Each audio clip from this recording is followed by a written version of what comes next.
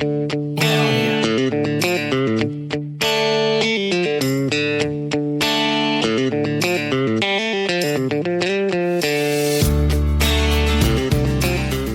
everybody, it's Kat, and I want to welcome you to this episode of Backstory Sessions.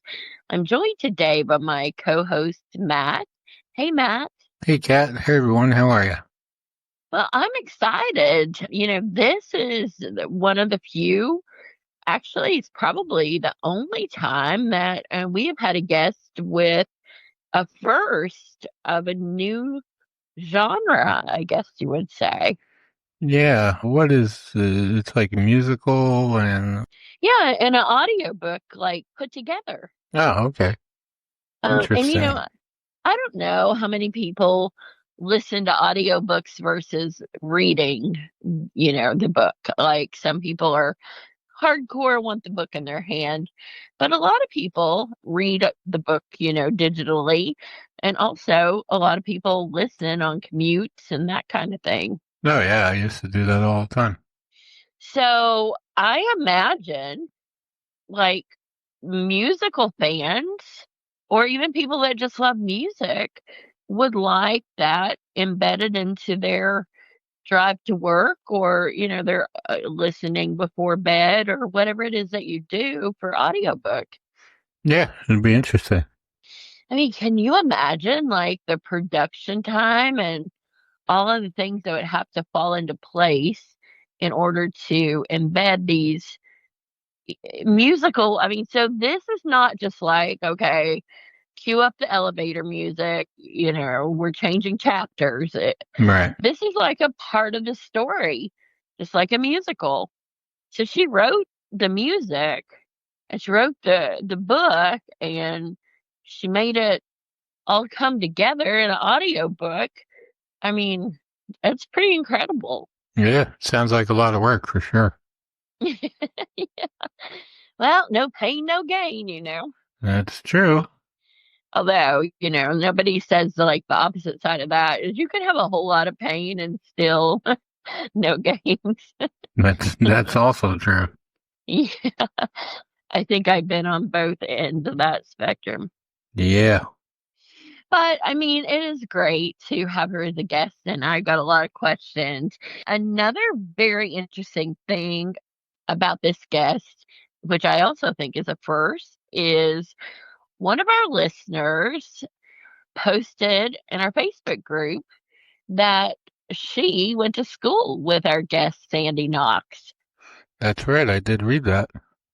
And, in the whole United States, just think about what are the odds that Sandy Knox would have a fan in our backstory group, you know, who went to middle school, I believe it was, with her and was in some musicals and such with her and had a really, really good friendship. Yeah, that is a little bit unique for sure. Yeah. So, we'll get one listen on this episode for sure, Maybe two. which warms my heart, of course, Yes, as it of does course. yours. Yeah. Yeah. Yeah, so Well, while we're on that subject, I just wanted to, we reached a milestone recently. That was pretty cool. oh my goodness, yes. Tell everybody. Yeah, so we hit 200,000 downloads, which is, that's a pretty good number. Pretty happy with that. That's like, what did I say it was? Like, Like 2,000. yeah, it's like 2,333% more than what we got the entire first year. So, yeah, that's pretty cool. Yeah, we're building, like growing and Yeah, um just this year alone, we're up like 300% right now or something like that over yeah, we last year. still have half the year. Yeah, it should be pretty interesting to see where we end up. Well, I love that and we have put a lot of hard work into the podcast and we've Yeah, had some great guests and it's nice that we're growing, seeing the fruits of our labor as we were just talking about, no pain, no gain. right, yeah. We also have to, thank the listeners all over. They come from I don't know. I think last time I counted, there were like 50 countries and, all over the U.S. And, it's pretty amazing to see how far the podcast goes. Well, this season I think should draw in quite a few new people because it's a very different season. We're having authors and we're having people talk about different topics, and we still have, actors and singers and musicians and all of that too. Right. But it's a little more diverse, I would say, than some seasons where, everybody has their own story, but it's not just focused on singers or on actors. Right. Yeah. For a while there, it was, it seemed like we got a lot of singers, a lot of actors. And, this season we decided to make it a little bit different. I don't know if that was by design or just who was available. So, but, yeah, it's been interesting so far. Yeah, well, there's not always rhyme or reason, I guess, to the path that we get led on. I mean, certainly when we started the podcast, we didn't plan to go down this road. We was just going to be us talking about writing, and Yeah. When was the um, last time we did that? was the last time we wrote. Well, I can't say that because we are working on writing right now, but it has been a while, and maybe that will be an episode that we'll cover this season.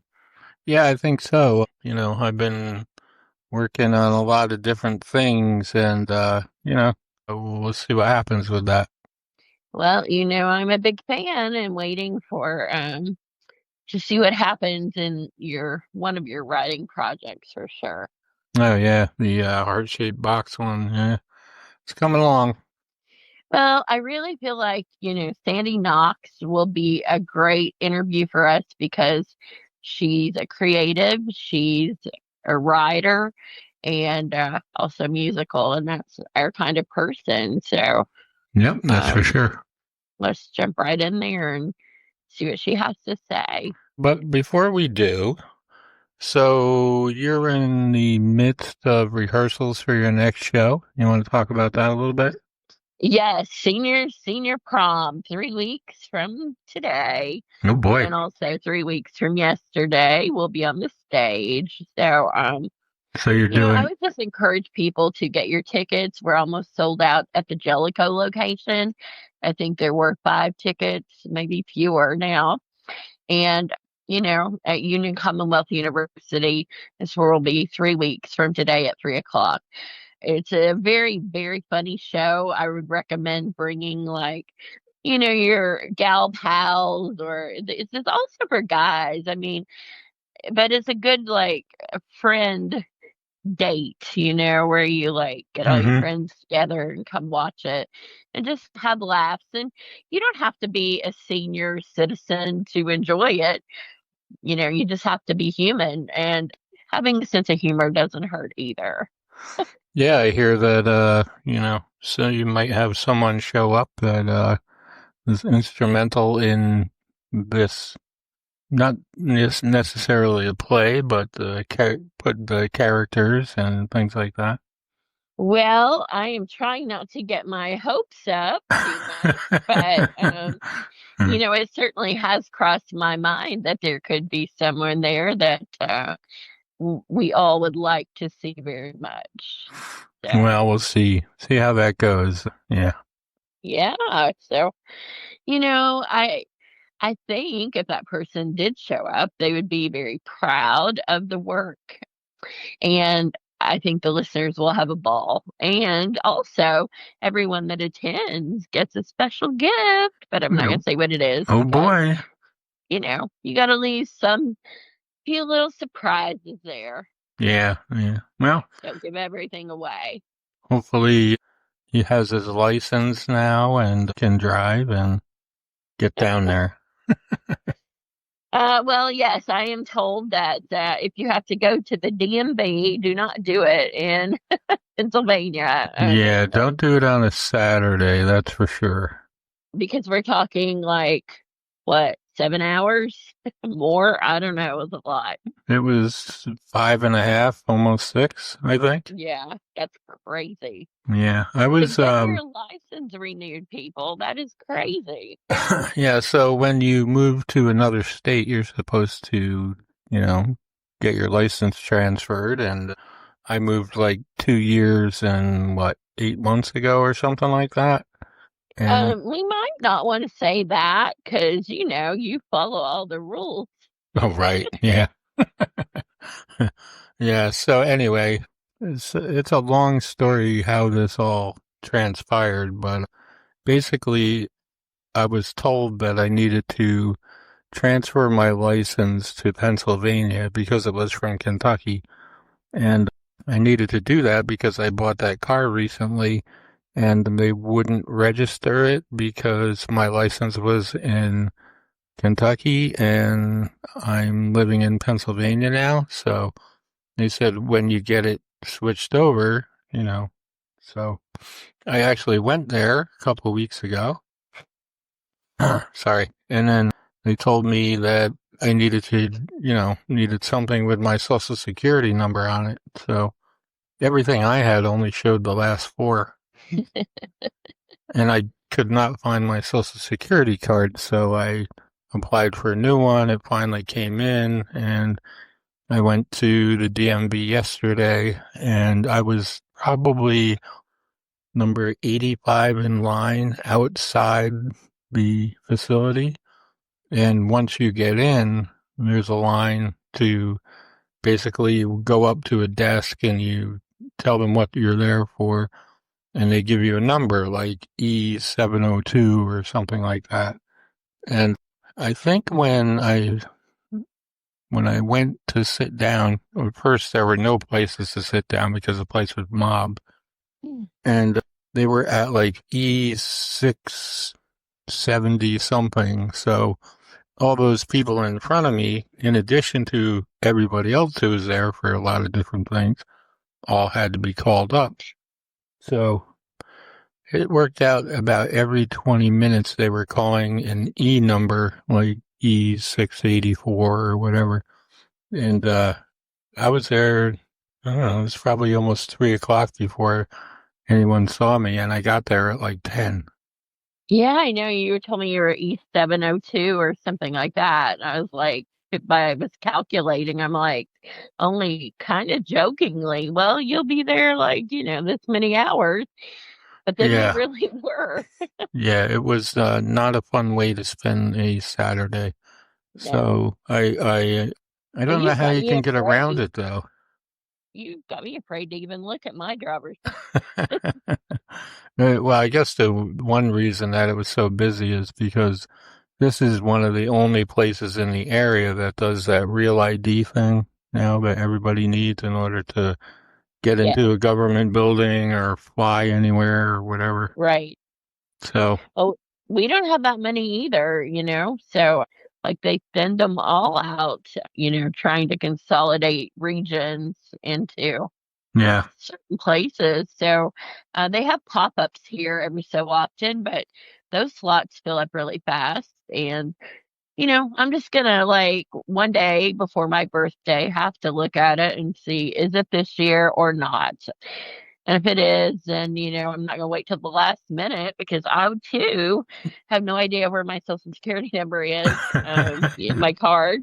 yeah. So, I'll have to go through that whole I can't even think about it. And unless you can find something with the whole number on there, you can't just show the last four. Yeah.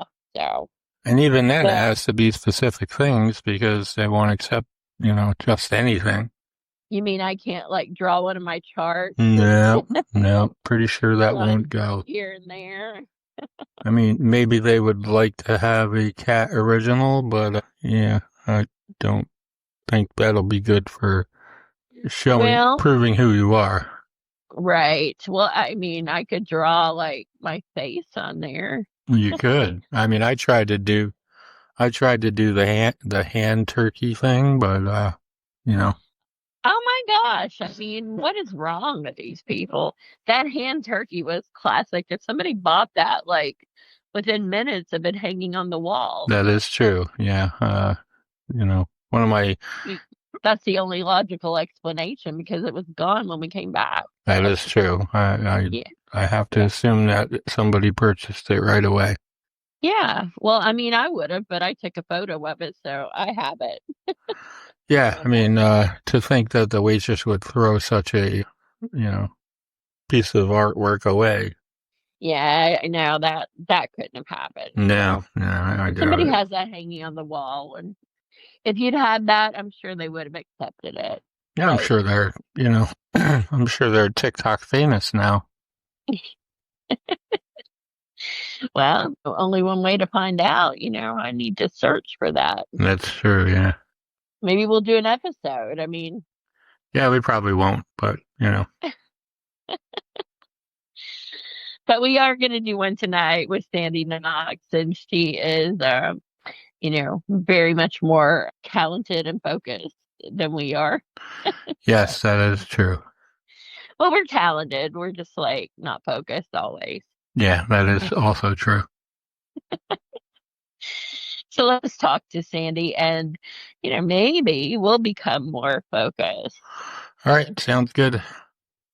Sandy, I want to welcome you to Backstory Sessions today. It's great to have you as our guest. Thank you so much. I'm really glad to be here. Well, this is fascinating because you are the first guest that we have had that has a hybrid audiobook musical. Yeah. So, we've interviewed people that write books, authors. We've interviewed people that perform in musicals, have composed in musicals, but you're the first that has put this together.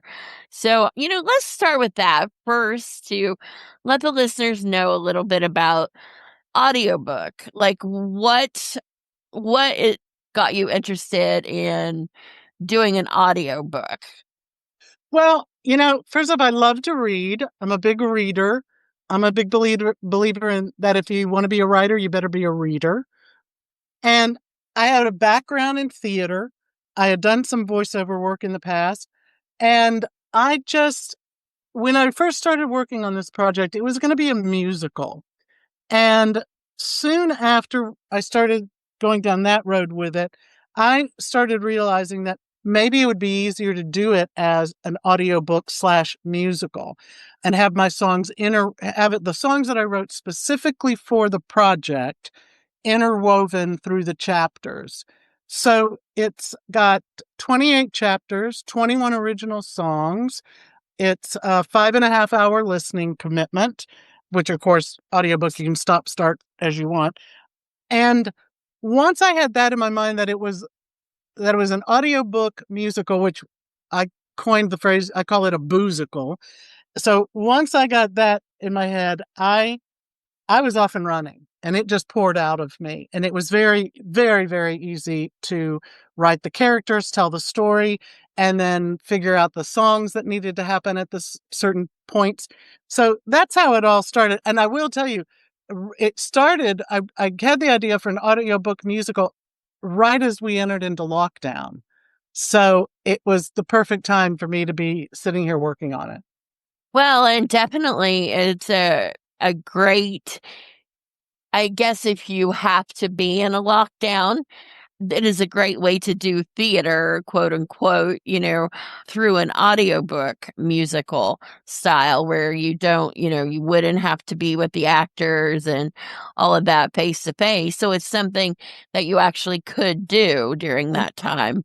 Mm. How interesting. So, I mean, did you have any like thoughts? Well, maybe this is like a little bit crazy, or did you just, when it hit you and you were committed, did you think this is definitely a path that's going to work? Never had a doubt I would not be able to make it work. I knew I could make it work. We did hit some obstacles along the way because an audiobook musical had never been done before. And we know this because our sound designer, Garrett Schultz, he had to follow certain specs. And when he went to find guidelines and specs for how we should proceed, there were none, because no one had ever done it before.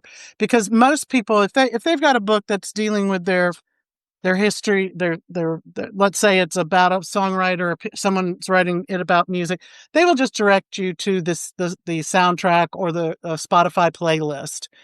This was the first time things were interwoven, as I've said. So I never had a doubt, but I will tell you, we had some hurdles that we had to jump over for sure. We were on a learning curve the whole way, but we always figured it out and got it going on. So had there not been lockdown, would you have produced this in another way? That's a good question. I think it always would have ended up as an audiobook musical, because some other things, when I was thinking about doing it as a musical, there were some other things that were getting in the way and causing us some problems. So I think that that this is the way it was meant to be and what it was supposed to be. And I think that's what I always would have ended up doing. Yeah. So did you have the songs written already, or like what was the process? Did you start with the idea for the book and then you had some songs and you thought these will work together, or did you start writing and then be like, I need a song here, and so then write a song? Well, first off, this whole book, Waiting, spelled like body weight, Waiting, My Life if it were a musical, this came about because of a diet center retreat that I went to when I wanted to do a healthy vacation after a bad boyfriend breakup. And when I left that place, when I got in my car after a month of being at this place, when I got in my car and drove back to Nashville, and this was in 1996 when I went to this retreat, that's when the idea started in my head. The people I had met there and so forth. So that is when the seed was planted, and I started thinking about all of the things I could do with this story and this place. So at that point, I started thinking about song hooks and songs that could be written and for the various characters or whatever. So a few of the songs, all of them, 21 songs that are original, a few of them I harvested from my old catalog. But the majority of the songs were written specifically for the book. And I've lost my train of thought here just a second, but the story, it wasn't always like I wrote the song and then I wrote the story. Sometimes they both happened at the same time. While I was writing the chapters about a certain character, the songs were already being worked on because I knew what was going to be needed. So the outline for the story was there, but then all the songs just started happening. And like I said, some of them I already knew I had, but for the most part, they were kind of, while we were in the studio recording the narrations, on other days of that week, I would be in the studio recording the songs that were going to go with those chapters. So what challenges did you face when you are fusing together spoken word and original music, like recording wise? Oh, the sound levels. Yeah. I've got sitting next to me here is Manon Ward, who was the project manager and the creative director. And she was just so important to this whole project, really getting off the ground and getting finished up and everything. And so she just reminded me that when we were recording, we had to make sure when we started piecing the narrations and the songs together, because sometimes before my spoken word is finished, the song starts creeping in slowly. The challenge of making sure all the sound levels were right according to the specifications of like ACX and symphonic and some other. Oh, Findaway Voices is aggregating the book to all the platforms. We had to follow a lot of those things. So again, those were some of the hurdles that we had to learn and conquer. And so what did you learn from the experience of that? Like, if you do this again? That's funny because today I said to Manon, I said, I wonder if we knew then, because I got serious about getting in the studio about 5 years ago with the narrations, and then started working on the songs with my co-producer and co-writer Stefan Oberhoff, and other songwriters were a part of this project too. But I said to her today, I said, we're still learning things. We are still finding out things that we need to do, take care of, blah, blah, blah on the back end. And I said, I wonder if we knew all of the bells and whistles and the I's we needed to dot and the T's we needed to cross and the hoops we were going to have to jump through. I wonder if I would have done this. I would have taken this on. And she said, oh, yeah, you would have. Yes, you would have. So, yeah, those are the things, we learned. But here's the deal. Now that we've learned them, I've already got the next one in my head. I'm already working and writing on the next audiobook musical. So now it'll be easier because now we know what we're doing. So, and I imagine that is a great relief to have that knowledge as you go into the second project, because it's one less thing you have to worry about learning, and you can devote more time to the other aspects that maybe you don't quite know yet. Like, I don't know what your second idea will be, but there could be, different challenges that you will face with it. So I find this all very fascinating. One, because I never had heard of it, and with good reason, because it had been done. But I love blending creativity. It's almost like you're collaborating with yourself in a way. yeah. So, are you easy to work with Oh, wow. your with yourself? Like as a music composer and then back to writer. Like, do you ever have these arguments about, no, this isn't, like a composer might have with if you were doing an actual musical? Well, that was I am easy to work with. My sidekick Manon is sitting here saying yes, I am easy to work with. One of the reasons I wanted to do it in this form is because I could keep control of my characters, what was going to happen to them, what they were going to say, their experiences, and those things were going to drive the songs and support the songs. So that was important to me, that I was going to get to, as a song plugger, I always say that writing a song is like, we get to create this big puzzle. We get to design the puzzle, make all the puzzle pieces, make sure they fit, and that's what we do. And that's kind of what it was like. I was creating this big puzzle and making sure that it was going to work. So I don't know. Did I answer your question there, or did I ramble? You did. I mean, everyone will answer. I want you to feel comfortable to answer them however it comes to you, because it's a great dialogue to have. And if do you think within this puzzle, like if you're working a puzzle, everything fits one way, but in a creative writing puzzle, are there multiple ways that the puzzle can fit together? And only one, great, correct way, or are there more ways? Oh, no. I think there are many, many ways that song can be written, story can be told. For many years, I've taught various workshops, songwriters workshops, and I taught classes in songwriting.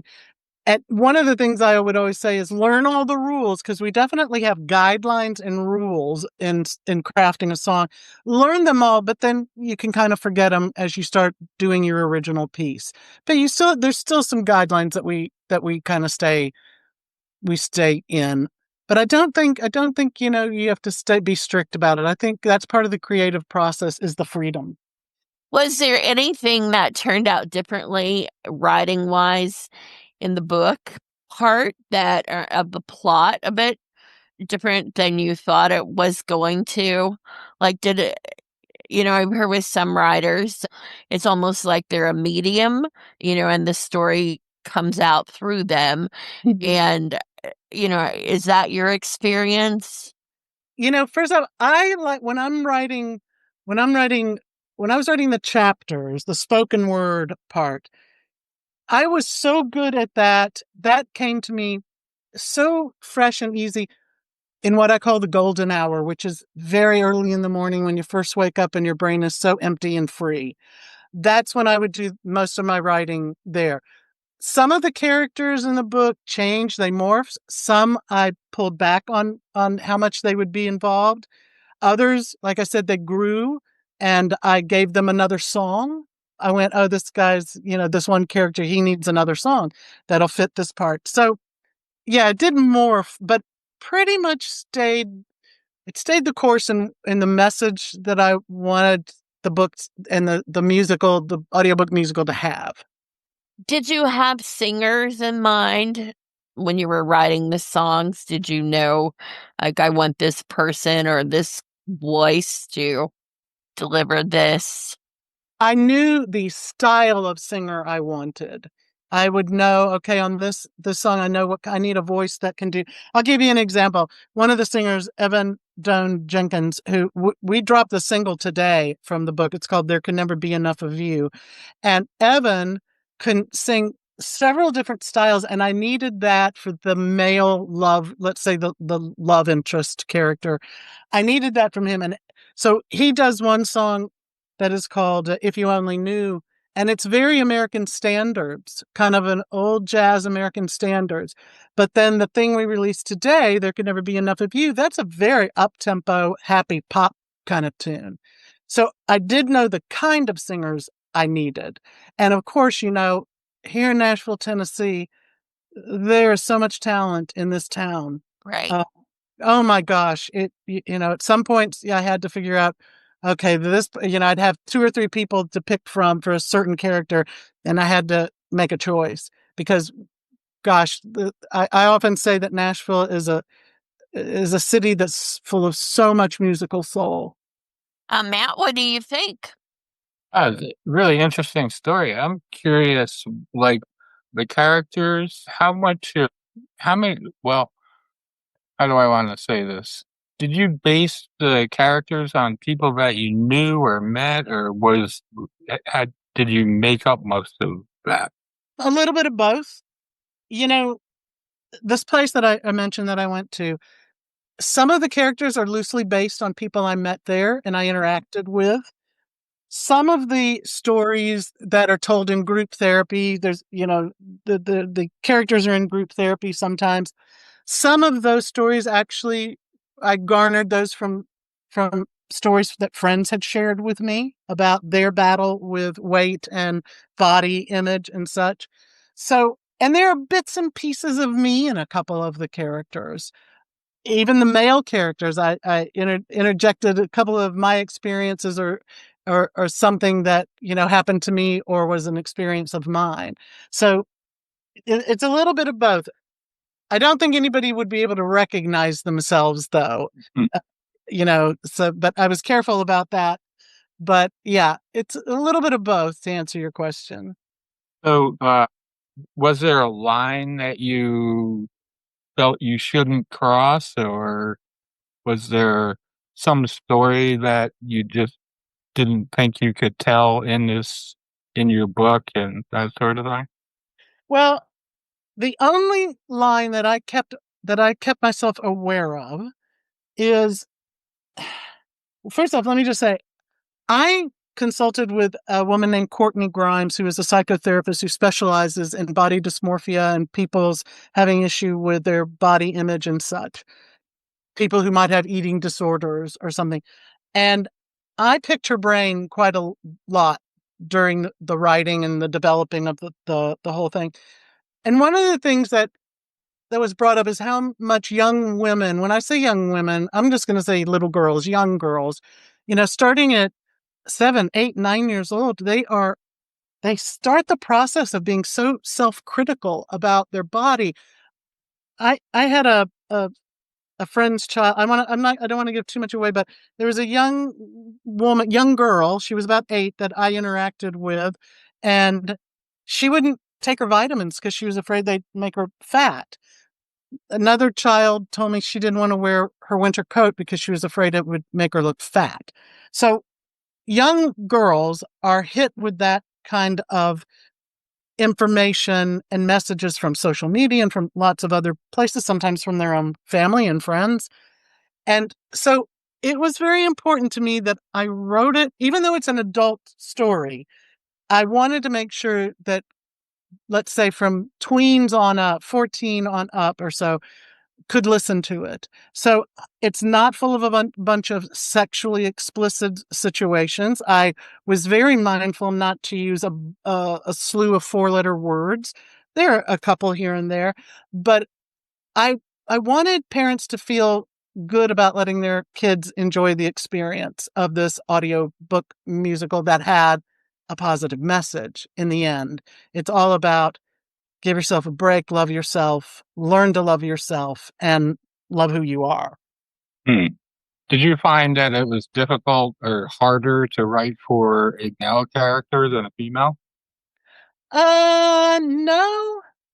No, I had 2 big brothers, so Ah, I could roll into that, and I had a lot of male co-writers, and I have a lot of good guy friends, and I did have now here's the other thing, I did have conversations with a lot of my guy friends, but here's the other thing. When we were recording the book and the narrations, 'cause I brought in a couple of, musical theater folk who could act some of the dialogue that morphed into a song, and then that person could also sing the song, and w when everybody had to sign an NDA, I employed over 100 people on this project as far as engineers, singers, musicians, videographers, photographers, who else? I'm looking at Manon for her to PR people. I mean, there were a lot of people, and everybody had to sign an NDA. Once they signed the NDA, and I could share with them what it was about, which would help guide them in their performance. Even the musicians knew how to treat a certain lick or something in a certain song because it would add to the mental story, the story that was being told. And once I told them what the audiobook was generally about, I didn't go into great depth because, like I said, I was trying to keep the project on down low big time. But once I let them know basically what the story was about, without fail, people would tell me their story and their journey with body image or something that affected them or their challenge a lot of people would tell me things that happened to them in their life that, here they would be grown adults in their 50s and 60s, and it still hurt, and they still clung on to that pain. They could still hear it in their head. right, yeah. So, did you find that men's stories and women's stories were sort of similar, or were they totally different? Well, they all a lot of them boil down. I mean, we're just humans, and a lot of them boil down to being hurt or pain. But and don't get me wrong, this book is it's funny, it's poignant, it's provocative, it makes you think, but it's upbeat. It's not a bunch of just heavy stories about the body. It goes all over the map as far as emotions. But for men, men can deal with different things. I will tell you this, one of the characters, his name is Louis, and he had been at this place many times in his life, this diet retreat, and he gets up in group therapy and talks about, without getting too graphic, he talks about how for men, when they get heavy and let's say their belly gets larger, something else on their body looks smaller. So that is a concern for men. That there is a song, that character Louis, he performs a song that is, again, I was very delicate in my lyrics and everything, but he performs a song called Where's My Junk? So, so, so that's what I mean. There are moments of great. There's another song by the great Wendy Moten sings this song, and she sings 2 songs in the soundtrack. And there's another song that she does, the dietitian at the place. And this is a true event. I would see, you were on a pretty strict diet when you were at this center, this diet center. And I would see people trying to barter with the woman, behind the counter, trying to get more food. I saw a woman offer the dietitian $20 for an extra scoop of something. I don't know what it was. But that song I wrote for that scenario is called Shut Up and Eat It. And it's a very up-tempo, fun R&B thing that it's got a lot of call and response in it. It's a really, really fun tune. So those are some of the tunes that are up-tempo. There's more. There's another character named Cozy, and she's battling maybe being too thin, and she's married to a rich man, and one of her big songs is she likes being married to a wealthy older man because it gives her extra money to shop, and her song is called I Want a Man Who Worships the Ground I Shop On. So, and the song so, but then there are a couple of songs that are pretty heartbreaking.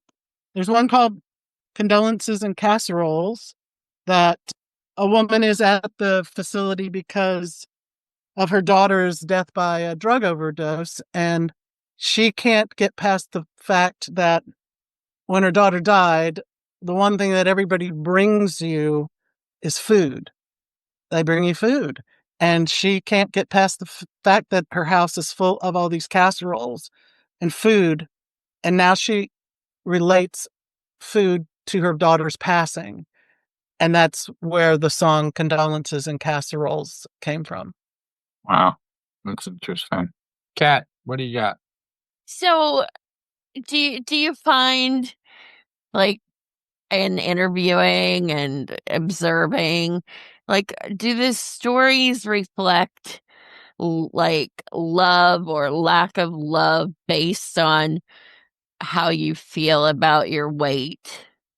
Like, do the characters or the people, even the real people that maybe inspired some of these, do they feel like I'm not in a good relationship because of the way I look? Like, is that part of weight and how we see ourselves negatively, that we cause no one to love us, perhaps? Well, each character has their own story. So there's not a general blanket I can put over it. Each character has their own story and their own challenge and their reason why they are at the facility. But well, yeah, I'm sorry. I thought Manon was chiming in here. But coping with all of this, some of the characters deal with things that were seeds that were planted in their childhood. Some of them deal with things that are that have occurred in their life now. Some people, and I talk about this in the introduction, but sometimes people keep on an extra layer as a suit of armor, as a protection. And some people, who are battling maybe anorexia, they're just trying to make themselves go away. So I can't give you a flat answer because every character's got a different story and how they deal with the story and how they change their lives or go forward in their life with coping skills that they learned at this place. So, yeah. So when you said at the beginning that you had a bad breakup and that's what prompted you, I guess, to go away. So what's your relationship with weight been like? Up and down all my life. My mother was a model, so body image was very important to her. And I talk about that in the first couple of chapters. My relationship with my mom and also with my dad. My dad and I loved food, and that was a bond between us.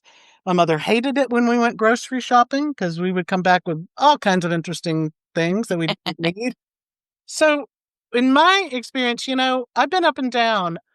I can only say maybe there was 2 times in my life that I really needed to address my body weight. When I went to this place, which in the book is called Foundation House, I just was looking for a healthy place to go where I could, be out of town, be away from that guy, and this place I could take my dogs. That was fabulous.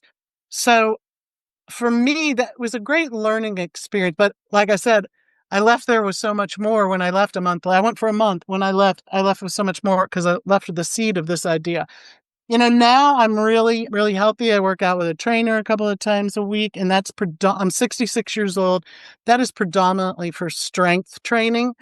I just had a knee replacement a year and a half ago. I keep my blood sugar in check. So now I feel like I'm in a very healthy place in my life.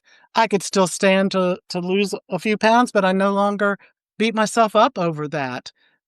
You know, I in the book, one of the things I say is that the ups and downs of my life and on my scales are what they are. So that's it. So, did you know Waiting would be the title from the beginning? No, I had several different titles. I had The Weight of the World and The Weight on My Shoulders. And one day, I'll never forget it. I read an article. I'm a big reader, so I was reading about the history of certain things. I was reading a lot about weight loss and, the diet and food industry that are multi-billion dollar industries. And I was reading an article, and I have a background in theater, by the way. Musical theater was my major in college. I did not get my degree, but I had been in theater since junior high and high school. That was a big passion of mine. And I was reading an article about the most famous Broadway shows. And in this article, it said the most famous and successful Broadway shows usually have a one-word title. And with that, I went, oh, what could, and then in a nanosecond, the word waiting came into my head. And I remembered that one of the thoughts I had when I was at the place was that almost everybody, there was a continuous thread of people saying, well, everything, my relationship with my husband will be better if I could just lose 20 pounds. It's like everybody was waiting for that 20 pounds to happen because then everything would be better. Right. And that again is one of the opening. I don't know if you listened to like the teaser, but it says, on the sample, it says, we will all achieve total world peace, live in a fairy tale existence and find true love or whatever. I forget how I phrased it then, but it's just as soon as we lose 20 pounds. That all kind of came together that way. So, you like to read, you said. What is the experience like reading a book versus listening to the audiobook? Okay, well, I do both. I listen to audiobooks a lot in the evening when I'm trying to kind of empty out my head, clear my head, get away from all my creative thoughts during the day.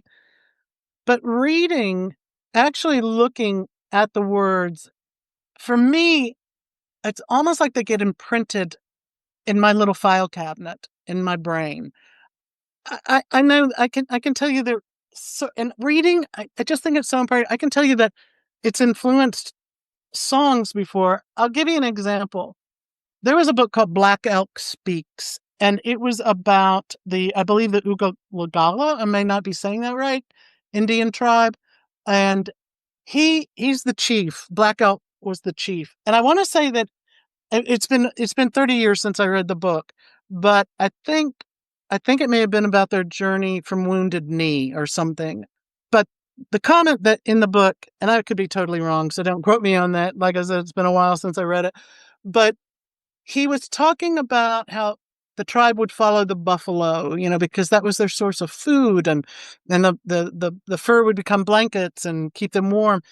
And he was talking about one winter that it was so cold. It was the most bitter winter. And he said, I am certain that the sun had to build a fire. I never forgot that line. What a powerful line. It was so cold that the sun had to build a fire. And I later, with one of my dear co-writers, Mandy Hunt, I said, I got this hook idea. And we wrote a song called The Sun Will Have to Build a Fire. And it basically was the hook, the idea was, you have hurt me, our relationship is over, and you're going to find out how hard and cold I can be. I'm going to be so cold, the sun will have to build a fire. Mm. So that I pulled that out of that wonderful, wonderful book. But I think that's one of the reasons I think, like I said, if you're going to be a writer, you better be a reader. You just have to. So, do you ever foresee that you'll write this as a musical for stage? Well, we think this project has a lot of potential to do a couple of things. We are already, some things, suggestions are bubbling up. I will say that one of the reasons, audiobooks, they can be long. They can be a commitment. I'm a little ADD, so I was very aware I didn't want this to be like a 19-hour listening experience.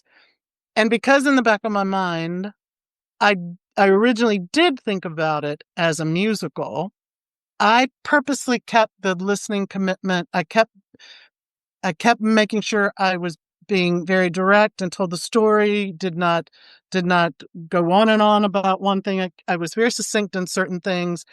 And I did that because when I'm looking for an audiobook to listen to, if I see that it's 40 hours long, that may deter me from committing to, or I know that's going to take me quite a while. I'm not going to sit and listen to that over a weekend, probably. So because of the idea that we did feel strongly that it could become a future musical, I kept it, the whole listening experience, the narrations and the songs, it's 5 hours and 30 minutes. So it rolls, it keeps you moving, it keeps you engaged. And it would be easier for this to be developed into a musical, a 2.5, 3 hour musical, because the totality of the audiobook is 5.5 hours. Interesting. So, what's it like with co-writers and collaborating for you? Is that an easy task? Because I know you mentioned you liked control over the characters. Mm-hmm. Yeah. First off, a co-writer, it's almost like a little marriage. You're going to end up sharing a lot with your co-writer. I normally don't write songs that the idea hasn't been born out of my head or an experience, because those are pretty easy to write when it's something you've lived or you felt. So, and I am known as a lyricist predominantly. I am a singer. I do drive the melody, but lyrics are what I'm known for more than anything. So I think I'm easy to work with, but I do, on this project in particular, I wasn't, mean or hard to work with, but I definitely knew the parameters and how I wanted the songs to be. So and everybody pretty much understood that this was my project, and I was gonna be the driver on the songs and how they had to be, because one of the reasons was because the songs supported the story, the narration, the spoken word. So there was an intermingling, and I had to make sure that all stayed on the same track. Like, one of the final chapters is called Kaboom. And the song that we released today, There Could Never Be Enough of You, there's one word and I did this on purpose because I wanted that to echo the chapter title, and I wanted it in the song. There's a line that says, "And my heart went kaboom." Just that one little reference was important to me. And I'm trying to think, I think Stefan Oberhoff is who I wrote it with, and he's also co-producer on quite a few of the songs. And I think he even said, "Are you sure you want to use that word kaboom?" And I said, "Oh yeah, we're using that word. There's a reason for that word." And I said, "Don't worry, it'll work well where I think it's going to go in the song. It'll sing, because certain words, you worry about certain words are going to sing well. Certain words don't sound great even when they're married to a melody. They still don't work. So we we found solid ground on that when I told him what was going to happen. That word was staying in. So what did he think after the fact? Did he see like, oh wow, you were right? Stefan is good soul, and yeah, he got it. He plays like a million different instruments, and once we got the song written and we started working on the tracks and everything, yeah, he he was on board for everything. He was a great co-writer. I will definitely be working with him again on this new seed of a project. But yeah, once it, you know, a song has to grow, changes here and there. You got to change some lyrics. You got to make things work, maybe a chord, whatever. But what normally is always true, you already know the feel. This is going to be an up-tempo positive. This is the kind of groove I want. And I always write with somebody who's really stellar on their instrument. And normally piano players are my chosen who I gravitate to. And so if somebody's a really fantastic on the keyboards, or like Evan Jenkins is a Berkeley grad keyboard man.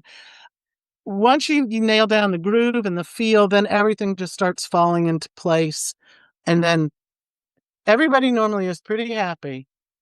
But sometimes you do have to, there have been times when you will have to say, this isn't working for me. We gotta ditch the music and start over, try something else. And when that happens, normally you'll have to adjust the lyrics somewhat. So, yeah. Do you keep how do you, like, if you have an idea at 2:00 in the morning or whatever, do you jot it down? Do you record it in some kind of, what's your process for storing your ideas? Well, like I said, I'm 66 years old. So for many years, and at the beginning, we just had big spiral notebooks that we would keep our hook ideas in, and we would jot down lines and ideas and thoughts. But now that's changed. I will do a voice memo on my phone or on my iPad. I'll keep a running list of hooks on my computer of hook ideas and how I think they might work. And for us songwriters, we hear a hook everywhere. You can be having a conversation and somebody will say something, okay, that's a hook, you know, I can tell you if you're hanging around with a bunch of songwriters, like if you're at a watering hole somewhere, listen, everybody's got a pen and a napkin, a paper napkin in front of them, and they're making notes on the clever things that somebody has said. So, but that's how I do it. I do both. I write things down. I'll make voice memos, but I do keep a running log. Yeah.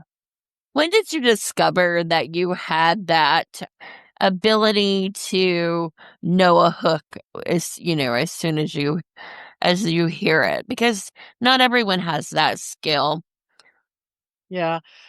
First off, my parents had a very eclectic music collection.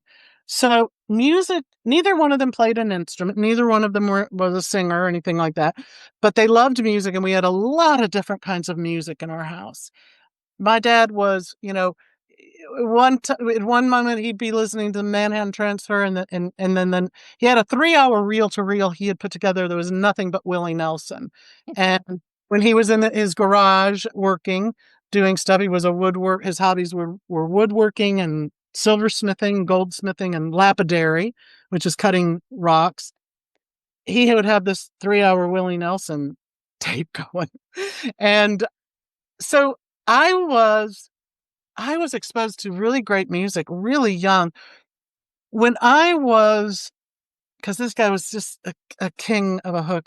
When I was 6 or 7, I'm going to say 7, we got transferred over to Europe. And me and my brothers, we were allowed to each pick 2 albums a piece that we wanted to take. Everything else was going into storage. We were going to be over in Madrid for a year and a half. Wow. And so we each got to pick 2 albums. So the albums that I picked were, and remember, I'm 7 years old. I picked Trini Lopez's Lemon Tree album, and I picked Roger Miller's Dang Me album. I had pretty much had all of Roger Miller's albums memorized. I loved his writing. He was just so good. And I was probably the only first grader. I remember being on the school bus, going to school, and we lived in New Jersey at that time. I taught every kid on that bus the lyrics to Chug a Lug, which is a song about drinking. And Right. I led the whole school bus in chug-a-lug, chug-a-lug. And on Trini Lopez's album, there was a song called Greenback Dollar. And one of the lines was, I don't give a damn about a greenback dollar. And my dad said, and my parents weren't prudes by any means, but I said to my dad, I said, am I allowed to say the word damn when it's in the song? And my dad said, no, you cannot. You're too young. And so I had to say, I don't give a darn about a greenback dollar. So hooks I was always gravitating toward hooks. I loved a lot of my parents' music. My three favorite songwriters, I've always said, are Johnny Mercer, who was a stellar songwriter from the late 30s, 40s, and 50s and 60s. And he has written so many hits. Johnny Mercer, Rupert Holmes, who everybody knows because of the Escape song, which everybody calls Right. it the Pina Colada song. Rupert's a fantastic writer. I love his lyrics. I love his melodies. He was a big influence when I was in my later teens. I think Pina Colada song came out when maybe I was 17 or 18. And then the other writer from the time I was like 6 years old, Roger Miller.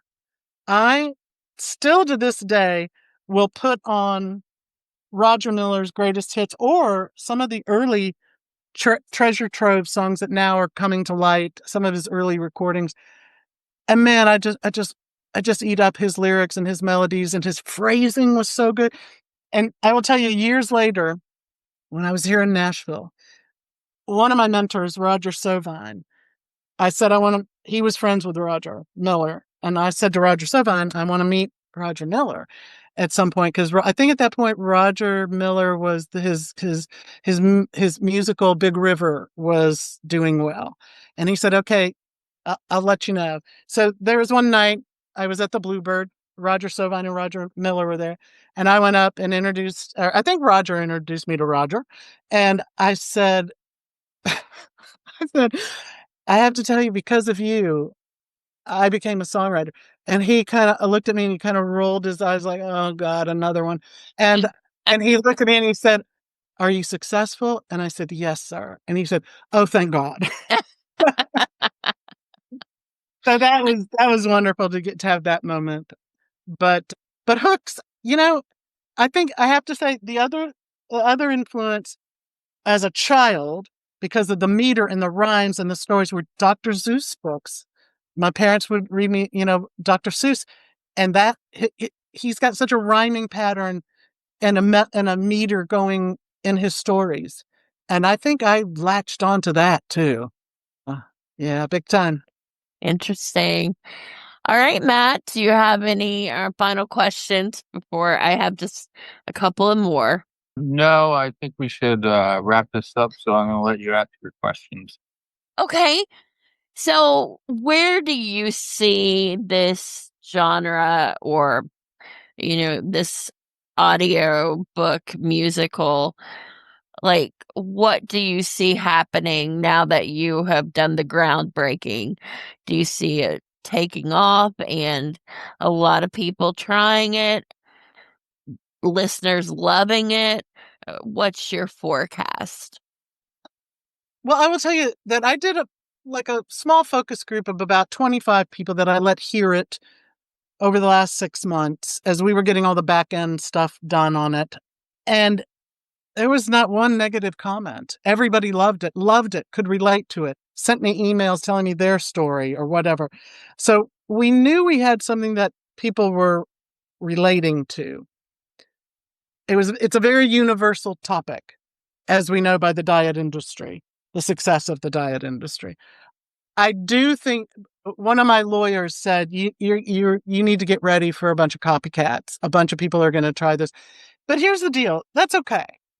Songwriters, we don't make the kind of money we once did when we had a hit song on the radio because of streaming situations. It just doesn't pay like it once did. So if there is a different vehicle for a songwriter to meld and let their music out there in the world, fine, so be it. It was important to me to be the first one to do it. I was worried in the last I'm going to say in the last year, the last 6 months, I was like, come on, folks, let's keep this moving because I don't want somebody else to come out and do this. But we also knew how hard piecing this whole thing together was such a challenge. It was, it was hard because it had never been done before. We learned a lot. Amanda is over here shaking her head. Yes. So for anybody to think they're going to, I think I'm going to do that and I'll have it out, in a couple of months. No, believe me, there's a lot more behind that curtain that you're going to have to figure out. So, Well, also that brings a job opportunity. Like, do you have plans or thought about, producing these for people that maybe have the skills to do the writing, but they don't have the desire or time or whatever to research how to make it all work? Like you send a book to a publisher, get an agent, they take care of a kind of that part of it for you. Have you thought about making it streamlined like that for people to submit and someone turn it into the finished product? no, that hadn't crossed my mind at all. Oh, No. there you go. There's you and your project. No, no, I don't need another job at this point for sure because, like I said, I'm already developing this next one, and but I do know that, like, I will say that I I was very fortunate that I had a dream team with, and let me just say their names: Manon Ward, Lawson White, Ethan Greek, and Stefan Oberhoff. That is my core dream team. Because of those four people, it got on the fast track. And when I say fast track, it still took us the last 4 years. We started recording, what it went in October of 22. Yeah, October of 22, we got very, very serious about going into the studio and doing. I had enough of the story written that we could start there. At the same time, I'm in another studio on other days recording the songs. So yeah, I couldn't have done it without those four, and people may tap them to do something like this, but and I'd be all for that. Maybe, I don't know. We'll see. I might try to say no, don't leave me. But but Well, you're going to need their service again, right? Because yeah, you're getting ready to do this again. So it crossed my mind how much easier it could make it if, from all the knowledge that you gained from the first, if you yeah, just, yeah, yeah, yeah. very But cool. yeah, yeah. We'll see. We're hoping it flies. We think a lot of people are gonna really love it and relate to it. At least that is the feedback I've gotten from all the people I paid. No, I'm kidding. I didn't pay anyone to listen to it. Well, my last question then, how will you know if it's successful? Like, did you set a bar that if it does this, then I'm gonna feel, or is just doing it and being the first, is that the bar and enough?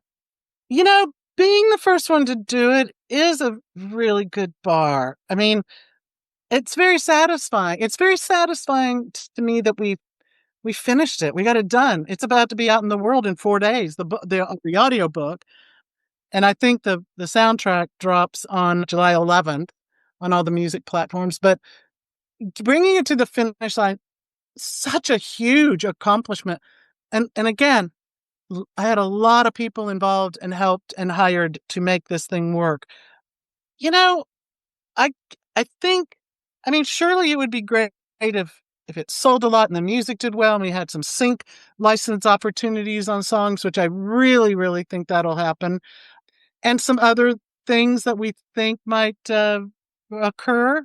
But I think if it affects people and it makes people listen and help them and feel better about themselves and communicate with people that they love, I'll be really happy with that.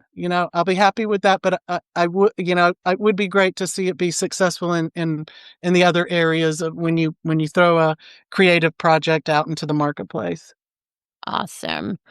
Well, this has certainly been very fascinating to me, and I hope that you will come back and tell us, when your new project releases. And do you think it will take as long, or do you think it'll be a shorter process?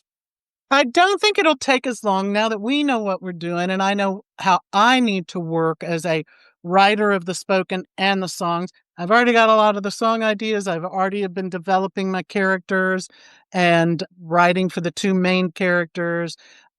I will say that it'll be a story inside the music industry. And it'll be fun and it'll be very funny actually. The main character is she's just on the borderline of being of being wrong. So, but but I think it'll happen quicker. But we had to get through the launch of waiting first before I could really start diving into the next one. But I already, like I said, I started working on it 6 months ago. Yeah. So yeah. So I think it'll move a little faster. We know the formula now. Awesome. Well, this has been great, and I enjoyed the part of waiting that I have been able to listen to. And, I just can't wait to see what the market feedback is for a new, just like a new medium, basically, that you've Yeah. created. So, how cool is that? Yeah. Yeah. Well, thank you. It was so nice to talk to you both. Well, Yeah, thank you, Sandy. We appreciate your time. You asked some tough questions. I had to cap a couple of times with you guys. Well, we can't give you all the softball ones. Nah. that's right. You're a groundbreaker. We have to go hardcore on you. Oh, okay. Well, it's appreciated.